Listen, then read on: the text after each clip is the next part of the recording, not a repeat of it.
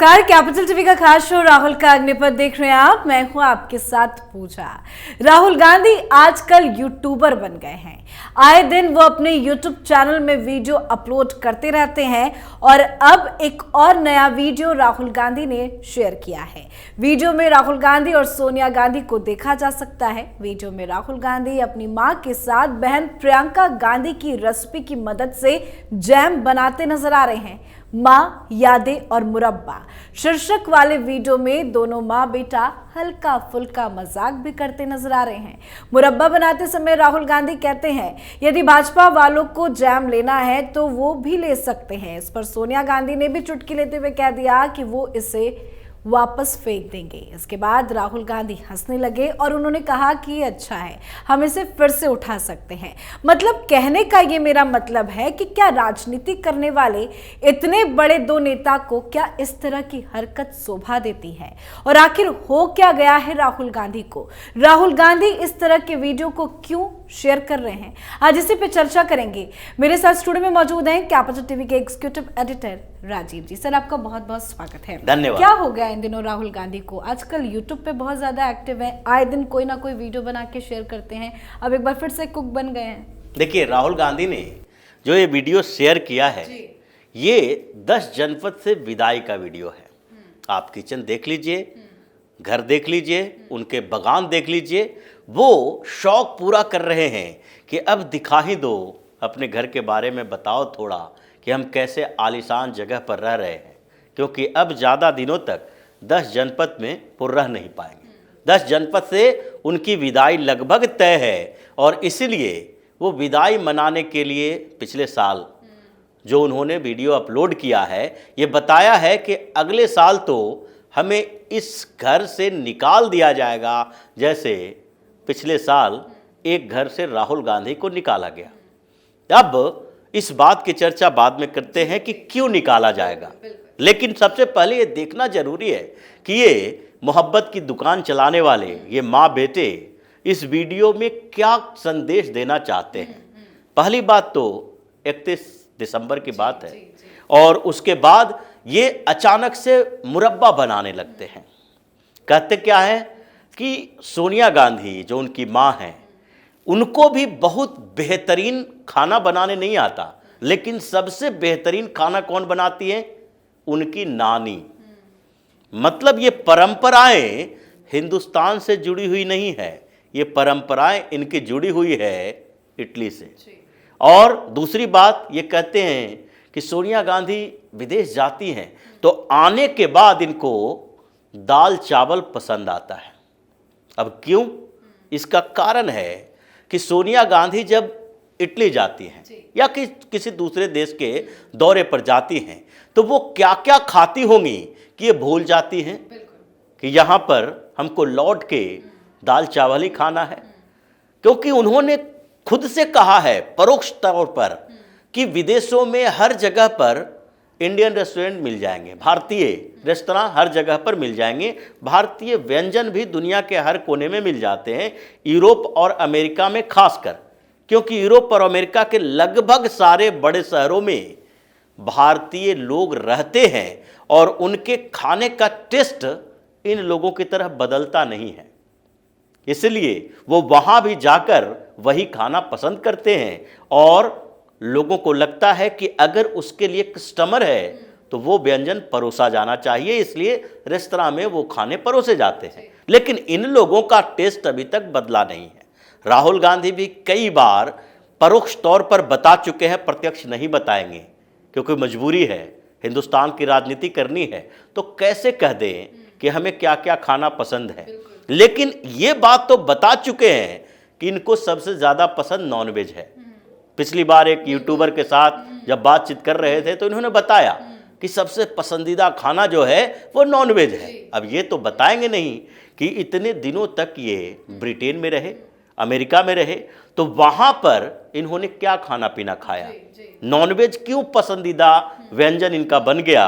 हिंदुस्तान की बात करें तो यहाँ के लोगों को, यहाँ के जो परंपरागत लोग हैं, उनका सबसे पसंदीदा नॉनवेज नहीं होता है। हाँ, पसंद करते हैं, खाते हैं, लाखों करोड़ों में लोग खाने लगे हैं, लेकिन उनके पसंद की बात करेंगे तो वो भारतीय परंपराओं के किसी व्यंजन का नाम लेंगे, लेकिन ये बचपन से इटालियन यूरोपियन स्वभाव के रहे।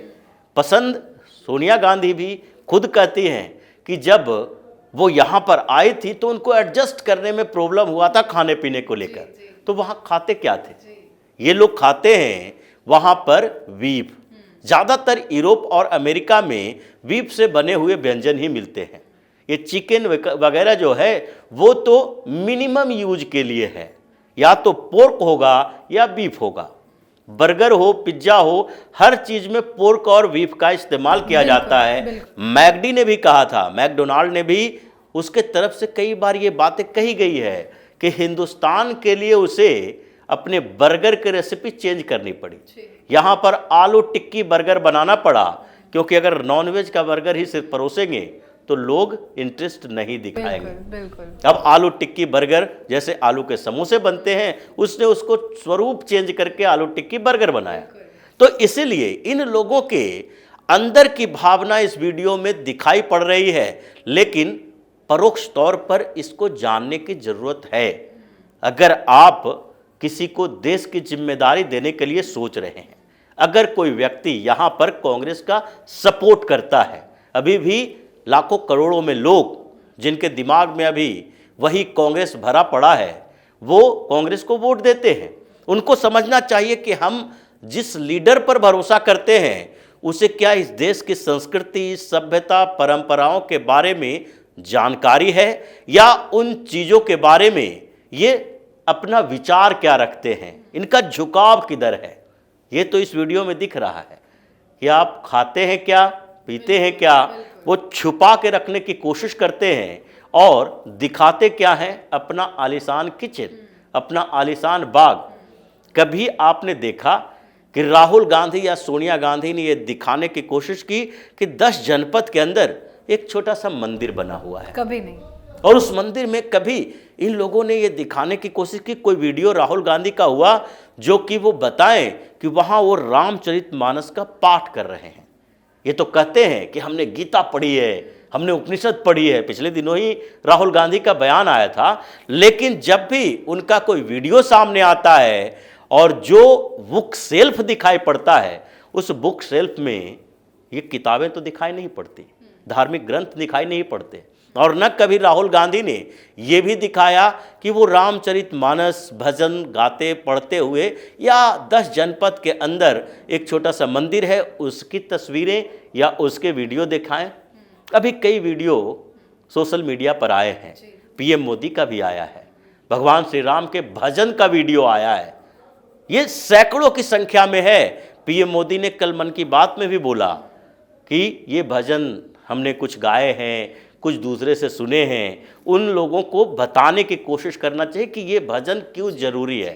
लेकिन राहुल गांधी चुनाव के समय अलग अलग जगह के मंदिरों का फोटो तो डालेंगे, बाहर के मजदूरों से मिलते हुए फोटो डालेंगे, वो वीडियो बनाएंगे, लेकिन 10 जनपद के अंदर किसी कोने में भी एक सामान्य बात कही जाती है कि अगर आप हिंदू हैं, सनातन धर्म को मानते हैं, तो अगर घर बनाएंगे या छोटा सा भी आपका एक कमरे का घर भी होगा, तो उसके किसी न किसी कोने में आप एक छोटा सा मंदिर जरूर बनाएंगे। लेकिन ये लोग ये नहीं करते हैं, क्योंकि दिखाना मजबूरी है इनको। इस तरह के वीडियो, उस तरह के वीडियो बनाएंगे कहाँ जब घर में है ही नहीं। सुब्रमण्यम स्वामी ने कहा था कि 10 जनपद में मंदिर नहीं है, छोटा सा एक चर्च जरूर है, और चर्च ये दिखा नहीं सकते, इनकी राजनीतिक मजबूरी है। बिल्कुल, लेकिन जो किचन का भी वीडियो आया है उससे भी तो राहुल गांधी एक्सपोज्ड हो गए हैं। खैर, अब विदाई का वक्त कैसे राहुल गांधी का आ गया है? देखिए, जिस तरीके से इन लोगों ने 10 जनपद पर कब्जा किया है, अवैध कब्जा किया है, लुटियंस जोन को इन अवैध कब्जाधारियों के चंगुल से छुड़ाने के लिए प्रधानमंत्री नरेंद्र मोदी ने पिछले 2 साल से अभियान चला रखा है। कोई भी पार्टी का मुख्यालय लुटियंस जोन में नहीं होगा, इसलिए भारतीय जनता पार्टी अपना भी मुख्यालय जो है इसका और जो ऑफिसेस हैं वो दीनदयाल उपाध्याय मार्ग में शिफ्ट कर दिया। कांग्रेस ने अभी अकबर रोड में ही रखा है। लुटियंस दिल्ली में कई बंगलों पर कांग्रेस का परोक्ष तौर पर कब्जा रहता है, और चाणक्यपुरी का है 5-5, 6-6 लाख का जो रेंट देने वाली जगह है, उसको भी कांग्रेस ने कब्जा कर रखा है। जहां तक 10 जनपद की बात है, ये टाइप 8 कैटेगरी का बंगला है, जिसको पिछले दिनों एक आरटीआई की गई थी। देवाशीष भट्टाचार्य ने एक आरटीआई की थी कि सबसे बड़ा बंगला किसका है, किन लोगों के पास सबसे बड़े बंगले हैं। उसमें लिस्ट जब सामने आए तो पता चला कि 10 जनपद तो पीएम मोदी के आवास से भी बड़ा है। और इस पर विवाद चल रहा था कि किस अथॉरिटी से सोनिया गांधी को ये बंगला लगातार रिन्यू किया जाए, क्योंकि अगर देखा जाए 15,181 स्क्वायर मीटर में ये फैला हुआ बंगला है, टाइप 8 कैटेगरी का। बड़े बड़े कमरे, डाइनिंग हॉल, ड्राइंग रूम और स्टडी रूम, सर्वेंट क्वार्टर, ये सारे हैं। जैसा वीडियो में भी इन्होंने दिखाया, इतने सालों का नतीजा ही है कि आप संतरे का बाग लगा रहे हैं उस बंगले में। आपने तो तय कर रखा है कि यहाँ से कोई हमें हटाएगा नहीं। इसलिए ये बंगला जो पीएम आवास है 14,101 वर्ग मीटर का, उससे लगभग 1,080 वर्ग मीटर ज़्यादा बड़ा है। पीएम से भी ज़्यादा बड़ा बंगला आपने ले रखा है, क्योंकि सरकारें इनकी रही। इन्होंने पूरी कॉन्स्पिरेसी की। के तिवारी का बंगला ये हुआ करता था, कभी शास्त्री जी भी थोड़े समय के लिए रहे थे। उसके बाद के तिवारी जो विदेश राज्य मंत्री थे, उनके कब्जे से के बाद सोनिया गांधी के पास आया। राजीव गांधी इसमें शिफ्ट हुए थे, लेकिन राजीव गांधी के बाद किसी प्रधानमंत्री को यहाँ पर रहने नहीं दिया गया, चेंज कर दिया गया, क्योंकि ये सोनिया गांधी का आवास बन गया था। और उसके बाद लगातार यहाँ प्रधानमंत्री का आवास चेंज किया। ये जो लोक कल्याण मार्ग में है प्रधानमंत्री नरेंद्र मोदी का, वो 7RCR बोला जाता था, इन्होंने नाम बदला है। लेकिन अब सवाल उठता है कि इसमें कंट्रोवर्सी और क्या हुई। पिछले साल ही एक आरटीआई किया गया, जिसमें बताया गया कि ये जो केजरीवाल का शीश महल है, ये केजरीवाल का ही शीश महल सिर्फ नहीं है, ऐसे सोनिया गांधी का भी महारानी का शीश महल है वो। इसमें कितने खर्च किए गए हैं वो आरटीआई के रिकॉर्ड से पता चला कि मनमोहन सिंह की सरकार जाते जाते 2013-14 में PWD डिपार्टमेंट का ये रिविलेशन है कि उसमें 54 लाख का सिर्फ बिजली का काम करवाया गया था। एक ही कंपनी को, एक ही एजेंसी को बार बार दिए जाते थे, लेकिन 2 साल पहले ही जब वो फिटिंग हुई थी तो 7-8 लाख रुपए की थी। मनमोहन सिंह जिसकी सरकार जाने वाली थी, इनको पता था कि 2014 में कांग्रेस नहीं जीत पाएगी। उससे पहले इन्होंने शानदार तरीके से करोड़ों रुपए खर्च किए अपने 10 जनपद के बंगले पर। और अब जो बात चल रही है, पहली बात तो इस बार सोनिया गांधी का चुनाव लड़ना ही कंफ्यूजन वाला है। अगर लड़ती है तो हार सकती हैं। अगर ये संभावनाएं हैं तो वो राज्यसभा के रास्ते लुटियंस दिल्ली से एक कब्जा नहीं छोड़ेंगे तो राज्यसभा में जाएंगे। लेकिन ये बात चल रही है कि जो बंगले अभी अलग अलग कैटेगरी के दूसरे नेताओं के पास हैं, उस पर फिर से एक बार मीटिंग हो, विचार किया जाए कि क्या वास्तव में इन नेताओं के पास ऐसे बंगले होने चाहिए। अभी सोनिया गांधी संसदीय दल की नेता है। पहले तो बात किया जाए कि ये जब 1991 के बाद से ये बंगले पर कब्जा करके बैठी थी तो उस समय न ये सांसद थी, यहाँ तक कि कांग्रेस की नेता भी नहीं थी। ये सांसद होने का चुनाव ही 1998 में लड़ी, उसके बाद 53 दिन के अंदर ही कांग्रेस के अध्यक्ष बन गई, कांग्रेस पर कब्जा कर लिया। लेकिन अब तक वो कौन सी बड़ी पद पर है, कांग्रेस के संसदीय दल के नेता या कांग्रेस के राष्ट्रीय अध्यक्ष। अब पार्टी के अध्यक्ष हो आप देश में कोई भी बड़े संवैधानिक पद पर नहीं हो, लीडर ऑफ अपोजिशन भी नहीं हो, संसदीय दल के नेता हो।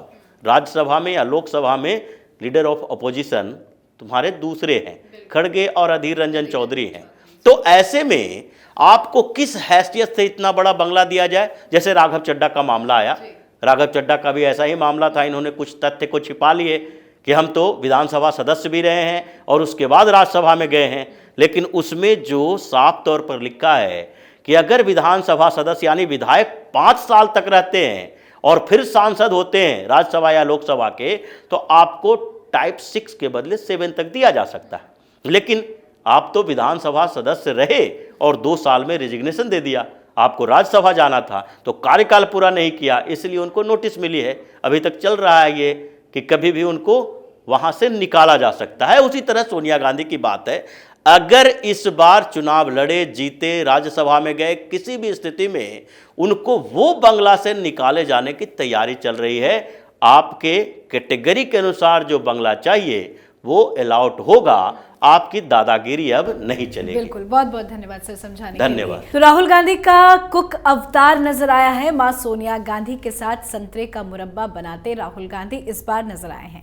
वाकई में राहुल गांधी कब क्या कर दे, क्या बन जाए, इन दिनों कुछ कहा नहीं जा सकता। पर सच्चाई यही है कि राहुल गांधी जितनी भी कोशिश कर ले अपने इमेज को बदलने की, राहुल गांधी उतने ही एक्सपोज्ड होते चले जाते हैं। आप अपनी राय कमेंट कर लेके देखते रहे कैपिटल टीवी।